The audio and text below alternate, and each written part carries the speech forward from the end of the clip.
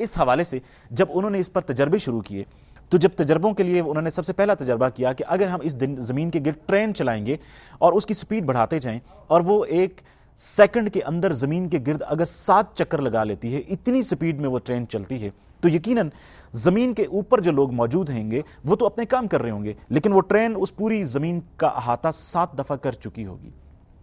اس سفر کو، جس سفر کو آپ کئی سالوں میں گزاریں گے، وہ آپ صرف 1 سیکنڈ میں گزاریں گے اور 7 دفعہ گزر جائیں گے۔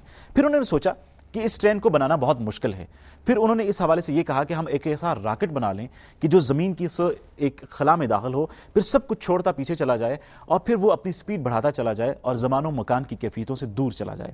زمین پر آپ کو بتاتے چلیں کہ اس وقت 31 کے قریب سیٹلائٹس کام کر رہی ہیں۔ ناسا یہ کہتی ہے کہ ہم جو سیٹلائٹس وہاں موجود کام کر رہی ہوتی ہیں، ہم ہر لمحہ، ہر 24 گھنٹے کے بعد ان کا وقت چینج کرتے ہیں، ان کا ٹائم چینج کرتے ہیں۔ اس کی ریزن یہ ہے کہ زمین کا ٹائم جو ہے وہ تیزی سے چل رہا ہوتا ہے۔ جب آپ زمین سے باہر چلے جائیں گے، گریوٹی سے جب آپ باہر چلے جائیں گے تو وقت بہت سلو ہو جاتا ہے، تو اربوں کھربوں سیکنڈز کا فرق پڑ جاتا ہے۔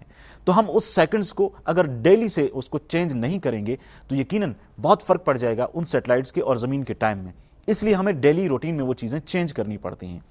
یہ ایک سیٹلائٹ ہے جو زمین کے مدار میں گھوم رہی ہے۔ اگر آپ زمین کے مدار سے باہر مریخ پہ چلے جائیں یا کسی دوسرے سیارے پر چلے جائیں تو یقیناً آپ کو احساس ہوگا کہ بہت ساری جگہوں پر دن تو بہت لمبے لمبے ہیں۔ یعنی کہ اگر زمین 365 دنوں میں ایک چکر پورا کرتی ہے سورج کے گرد، تو بہت سارے ایسے سیارے ہیں جو 1000 دن میں پورا کرتے ہیں، اور بہت سارے ایسے سیارے موجود ہیں جو سورج کے گرد 80 دن میں چکر پورا کرتے ہیں۔ اب آپ ان کے دن کا اندازہ لگا سکتے ہیں کہ وہ کتنا ہے، یعنی کہ ہر سیارے کا ٹائم مختلف ہے۔ تو یقیناً انہوں نے اپنے تجربوں کے حوالے سے ایک بات اور کہی، وہ یہ کہ ہم ایک ایسا راکٹ بنائیں گے، کیونکہ جو اپولو 10 بھیجا گیا تھا وہ 40,000 کلومیٹر فی گھنٹہ کی رفتار سے گزرا تھا، اور ہم ایک مزید ایک ایسا بنائیں گے جو اس سے 2000 گنا زیادہ طاقتور ہوگا، اور وہ 5 سال تک اپنی سپیڈ پہ پہنچے گا۔ پہلی نارمل سپیڈ پہ گزرے گا زمین کے مدار سے، جب باہر نکلے گا اس وقت زمین کا ایک دن اس کا ایک دن ہوگا۔ اگلے سال اس کی سپیڈ جب بڑھ جائے گی تو اس کا ایک دن زمین کے 2 دن ہوں گے۔ تیسرا اور چوتھا سال وہ اتنی سپیڈ میں چلا جائے گا، زمین کو چھوڑ کر اتنی سپیڈ میں چلا جائے گا کہ جب اس کا ایک دن ہوگا اور زمین پر 1 سال گزر چکا ہوگا۔ اب پچھلے پروگرام میں ہم نے بات کی، رسول صلی اللہ علیہ وآلہ وسلم نے فرمایا کہ دجال کا پہلا دن تمہارے 1 سال کے برابر ہوگا۔ اس تجربے کو آپ نیٹ پہ سرچ بھی کر سکتے ہیں، جو میں نے ٹائم مشین کے حوالے سے کہا کہ وہ اپنے پروگرامز میں یہ باتیں کر چکے ہیں کہ ہم اس پہ تجربہ کر رہے ہیں کہ وہ جب ہم 5ویں سال میں داخل ہوگا ہمارا وہ سیارہ جو زمین کو چھوڑ کے جائے گا، تو اس کا ایک دن زمین کا 1 سال کے برابر ہوگا۔ پھر وہ 80 سال تک مسلسل مدار میں رہے گا۔ جب واپس آئے گا تو 80 سال کا مطلب اس کے 80 دن گزریں گے، اور زمین پر 80 سال کی تبدیلیاں ہو جائیں گی، اور ہم ایک نئی دنیا میں آ جائیں گے۔ ان کے تو 80 دن، وہ جو ہم وہاں موجود ہوں گے ان کے 80 دن گزریں گے، تو زمین پر اس وقت تک تبدیلیاں جتنی ہو چکی ہوں گی، اور وہ ساری تبدیلیاں 80 سال کی ہوں گی۔ کیا یہ سارا سسٹم جو اس وقت بنایا جا رہا ہے، کیا برمودا ٹرائنگل میں وہ لوگ موجود اس چیزوں پر تجربے کر رہے ہیں؟ کیونکہ اس طرح کی کوئی چیز ہمارے سامنے ابھی تک تو نہیں آ رہی کہ جس پہ وہ بنا رہے ہوں، یا ناسا نے یہ کوئی چیز سامنے رکھی ہو کہ ہم نے یہ بنا لیا اور اس پہ کوشش کر رہے ہیں، لیکن اپنی ڈاکومنٹریز میں وہ چیز بتا رہے ہیں کہ اس پہ تجربے ہم کر رہے ہیں۔ تو پھر اس کا مطلب ہے کہ کہیں نہ کہیں دنیا پر وہ اس چیز کے لیے تیار ہیں، تجربے کر رہے ہیں، اور جب دجال کا پہلا دن ہوگا تو دجال کی جس طرح ہم نے کہا 1 سال 2 مہینے اور 14 دن کا جو اس کا عرصہ ہے، تو کیا وہ لوگ جو ان کے ساتھ آئیں گے وہ دجال کے ساتھ ہی ہوں گے، یا دجال کو اپنے ساتھ لے کر آئیں گے جو اپنا 1 دن گزار کے آئیں گے لیکن زمین کا 1 سال گزر چکا ہوگا؟ سارے سسٹم میں وہ لوگ کیا کر رہے ہیں؟ برمودا ہماری نظروں سے اوجھل کیوں رکھا گیا ہے؟ پھر ناسا کو یکدم خیالات کیسے آ جاتے ہیں کہ اب ہم نے یہ چیز بنانی ہے؟ آئنسٹائن کے بارے میں یہ کہا گیا، آپ کو میں ایک بک سے یہ حوالہ بھی دوں گا کہ آئنسٹائن جو تھا وہ یہودی تھا۔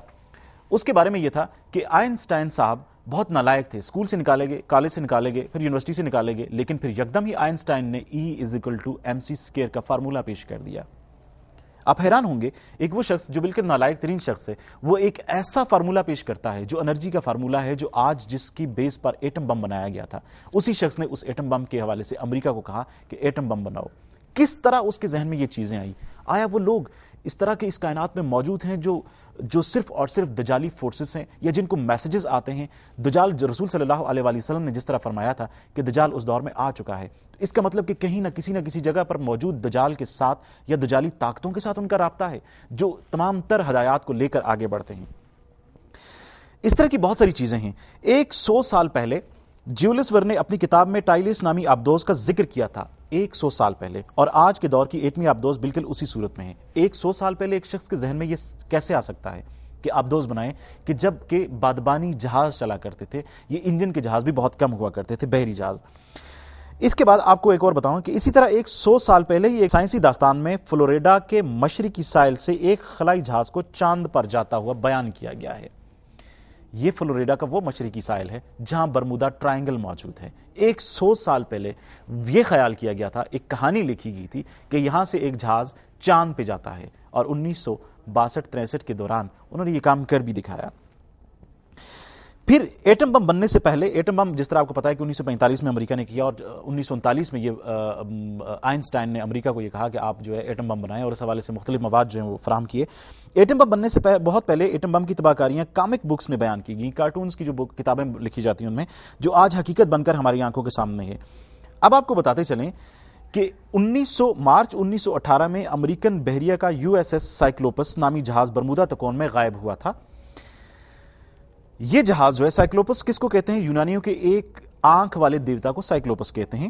اور یہ جہاز میگنیشیم لے جا رہا تھا, اور اس پر عملے سمیت 360 افراد سوار تھے جو جہاز کے ساتھ غائب ہو گئے تھے. اسی کا نام ایک اور برطانوی جہاز اسی سال غائب ہو گیا تھا, وہ جہاز میگنیشیم لے کے جا رہا تھا. پھر 1941 میں سائیکلوپس ہی کے طرز کے 2 جہاز غائب ہو گئے. غور کرنے کی بات یہ ہے کہ یہ سارے کے سارے جن پر یورینیم, میگنیشیم, اس طرح کی چیزیں لدی ہوئی ہیں, یہی جہاز کیوں غائب ہو جاتے ہیں؟ پھر یہ کہا کہ 1906 میں رشیا کے اندر ایک واقعہ ہوا تھا کہ آسمان سے ایک شعلہ زمین کی طرف آیا, اور پھر وہ دھماکے کے ساتھ پھٹ گیا. زمین کے ساتھ وہ ٹکرا نہیں, دھماکے کے ساتھ پھٹ گیا. 1906 کی بات ہے. اس سے 4 سال پہلے آئنسٹائن E=mc² کی وہ فارمولا جو ہے, وہ کلیہ جو ہے وہ پیش کر چکا تھا.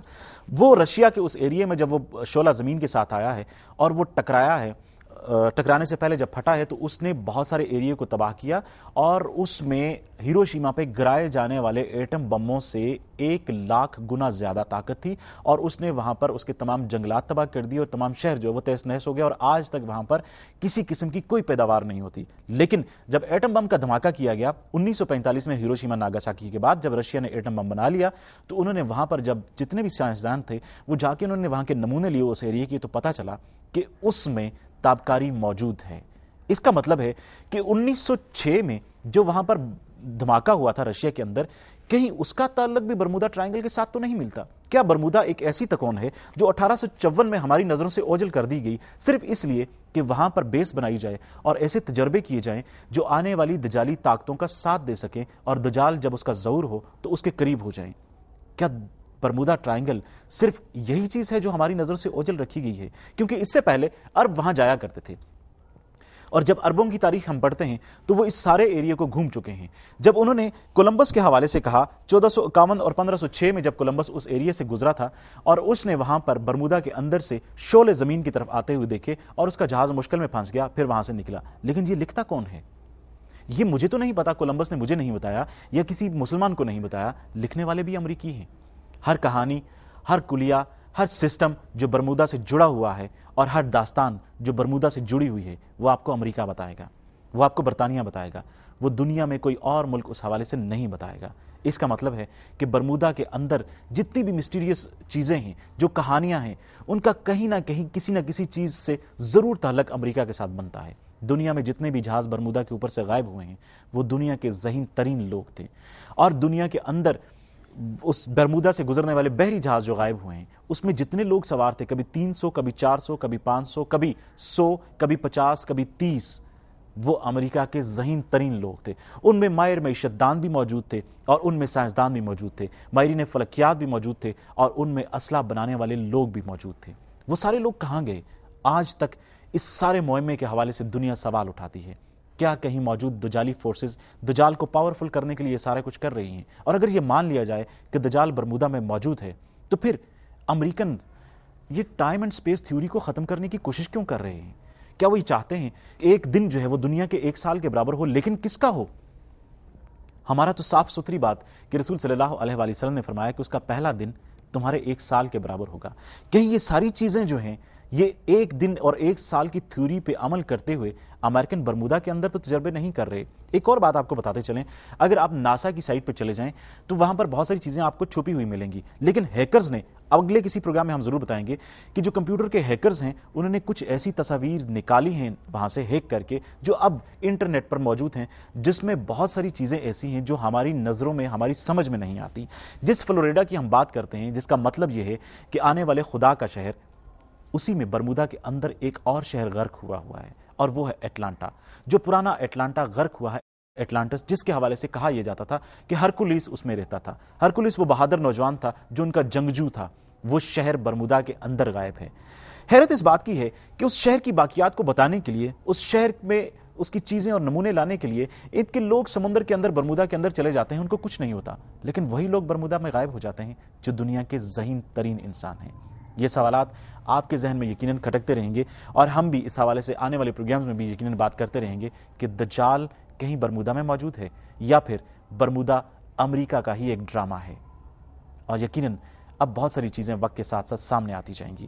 اپنا خیال رکھیے گا اور اپنے دوستوں کا خیال رکھیے گا۔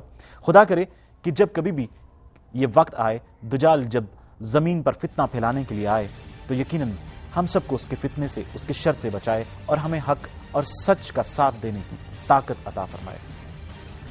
طاہر چغتائی کو اپنی ساری ٹیم کے ساتھ اگلے پروگرام تک کے لیے اجازت دیجیے۔ اللہ حافظ۔